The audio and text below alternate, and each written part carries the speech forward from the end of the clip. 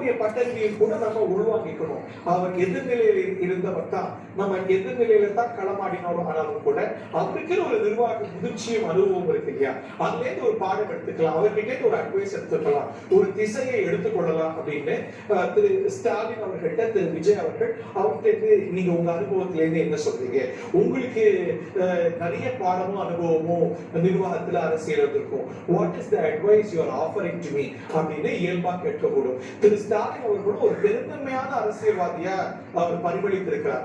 அவர் எடுத்திருக்கக்கூடிய சில நடவடிக்கைகளை நம்ம உற்று கவனிக்கணும். 2017ஆம் ஆண்டுல அன்னைக்கு ஒரு பிரம்மாண்டமான எதிர்கட்சியாக வந்திருந்தார். அன்னைக்கு அதிமுக சலசலப்புகள் இருந்தது.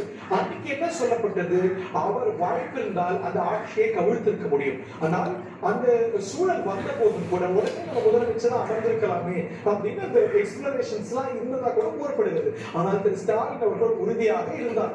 இல்லை இல்லை, நாம் மக்களை சந்தித்து வென்று வர வேண்டும் என்று உறுதியாக இருந்தார். இந்த சூழல்ல கூட ஒரு ஸ்திரமில்லாத ஒரு தொங்கு சட்டமன்றத்துல திமுக அதிமுக சேர்ந்து ஆட்சி அமைக்கிறதுக்கான எக்ஸ்பிளனேஷன் நடந்ததா சொல்லப்படுகிறது. ஆனால் திரு ஸ்டாலின் அவர்கள் உறுதியாக நின்றிருக்கிறார்.